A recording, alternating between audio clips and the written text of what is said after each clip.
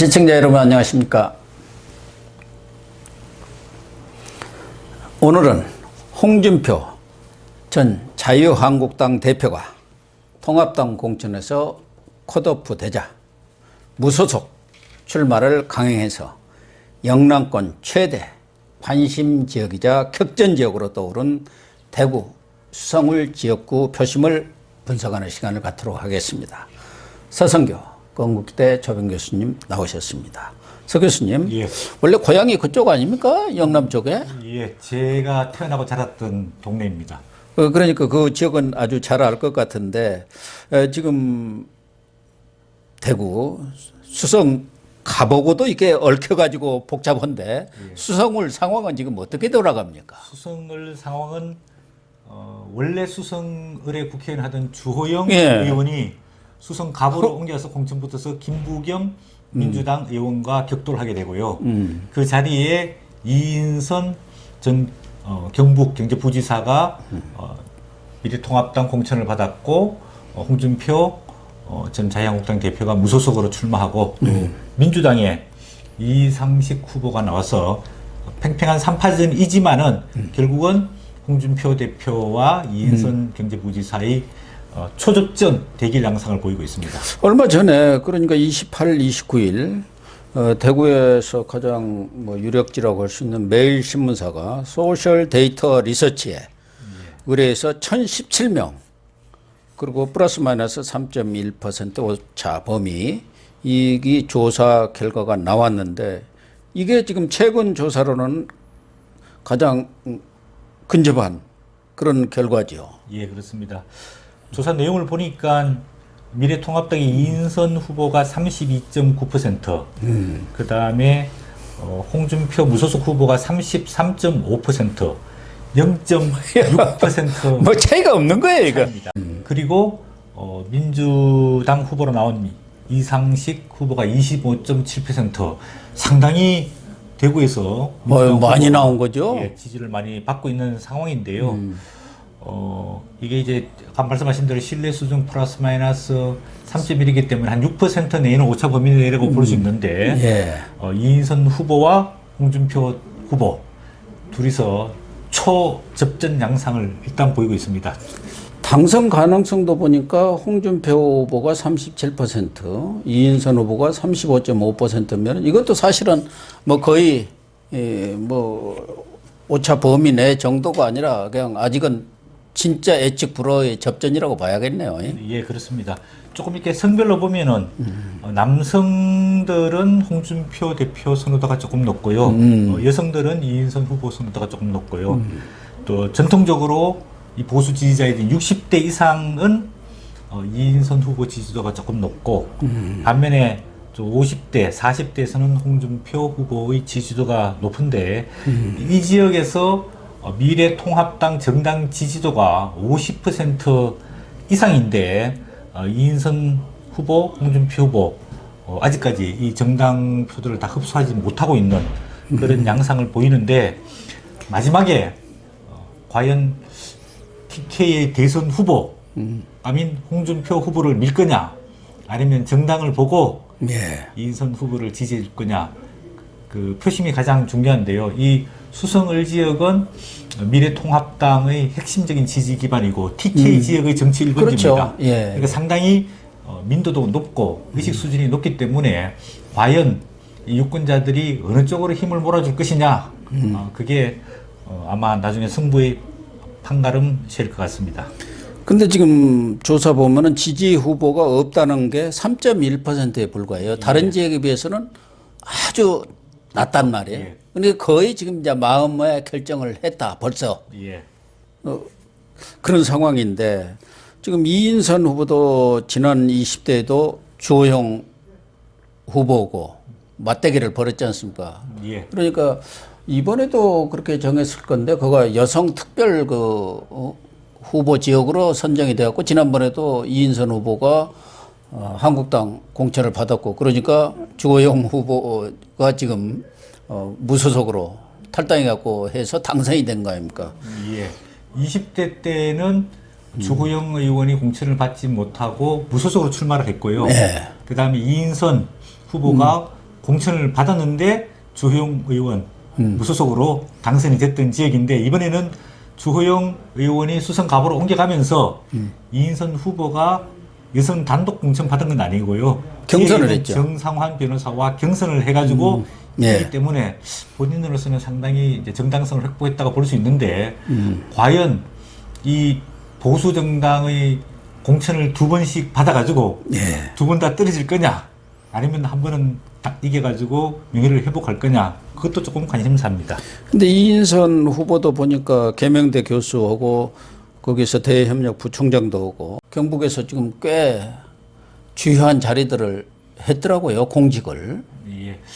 뭐 지역에서는 여성 마당발이다. 예. 모든 뭐 행사라든지 모든 일에 이렇게 참여하고 또 본인이 그동안에 경북의 경제부지사까지 이제 했는데 이런 이제 아무래도 경력 관리가 좀 됐기 때문에 지난번보다는 조금 더 자격이나 능력 면에서 나은데 아까 말씀드린 대로 이 지역은 유권자들의 의식 수준이 높기 때문에 예.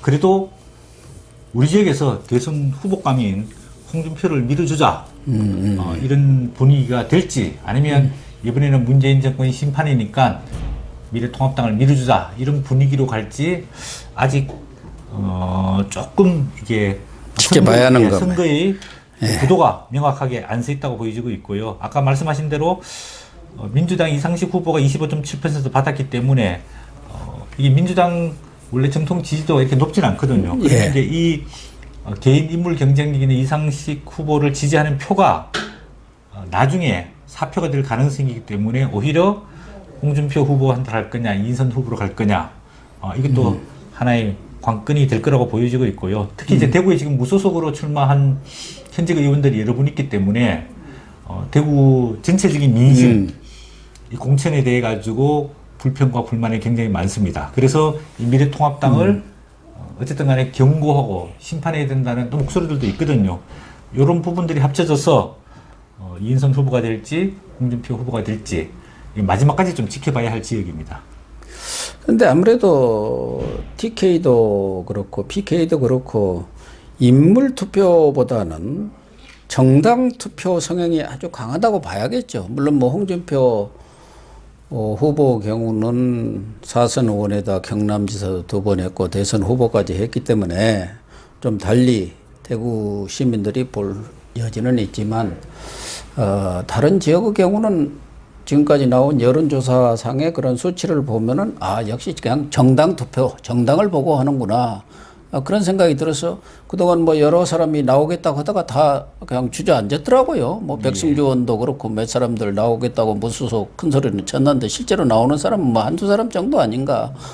그만큼 지역적인 특성이 강하다고 봐야겠죠. 예, 인물 경쟁력에서 떨어지니까 아무래도 이제 무소속 출마 여부를 검토하다가 불출마하게 되는 경우가 많은데요. 지난 20대에도 주호영 의원, 유승민 의원이 무소속으로 대구에서 그렇죠. 당선된 바가 있고요. 또 민주당에서 김부겸 의원, 홍일학 의원, 민주당 의원으로 2명이나 됐잖아요.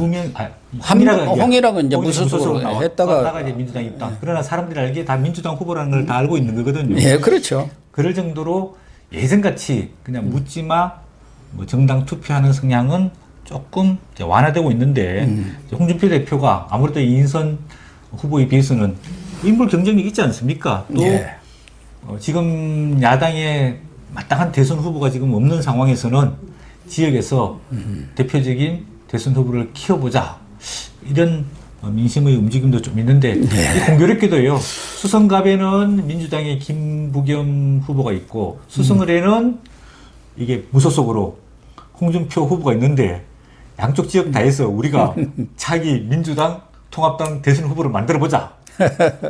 뭐 그런 여론이 형성이 되느냐도 관심사지요. 근데 뭐 이인선 후보도 여성으로서는 특히 영남 같은데 여성 후보가 그렇게 환영받지는 못하는데 과거에도 보면은 또 박근혜 전 대통령도 달성군에 그때 재보궐선거 나왔을 때도 엄상탁 씨하고 할 때 뭐 여론조사상은 반도 안 나왔는데 뭐 엄청나게 이겨버렸고 그다음에 그 후에 박철원 의원도 그 부인이 한번 나왔잖아요. 예, 맞습니다.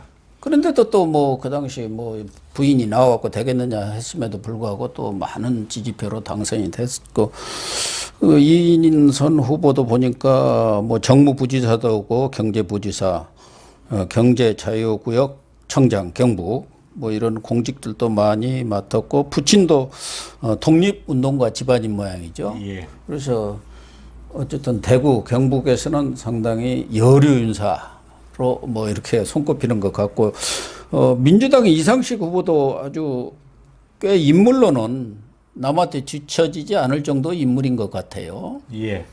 이분이 이제 행정고시 출신이고 이제 경찰에 오랫동안 있다가 예. 부산경찰청장, 대구지방경찰청장 하면서 대구에 상당한 좀 네트워크가 있기 때문에 뭐 인물로 봤을 때는 예. 뭐 이인선 후보나 홍준표 후보에 뭐 그렇게 뒤지지는 않고, 다 국회의원은 충분히 할 수 있는 역량을 가진 분들인 것 같아요. 예, 그리고 본인이 좀 염두에 두고 상당 부분 좀 준비를 해왔던 것 아니냐, 이런 생각인데, 아무래도 이제 홍준표 대표가 출마하게 되면서 만약 홍준표 대표가 무소속으로 출마하지 않으면은 이인선 미래통합당 후보와 이상식 그 민주당 후보 간에 뭐 조금 대결이 이루어지면서 미래통합당 후보가 유리할 수 있는 국면이었는데, 홍준표 후보가 뛰어들면서 예. 이 구도가 조금 애매해지면서 지금은 뭐 조금 지지를 받고 있지만 나중에는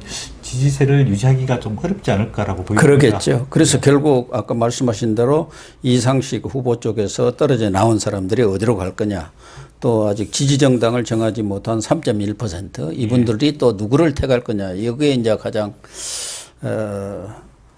누가 당선이 되느냐의 그런 갈림길이 될 것 같은데, 과거에 지금 손학규 전 바른미래당 대표가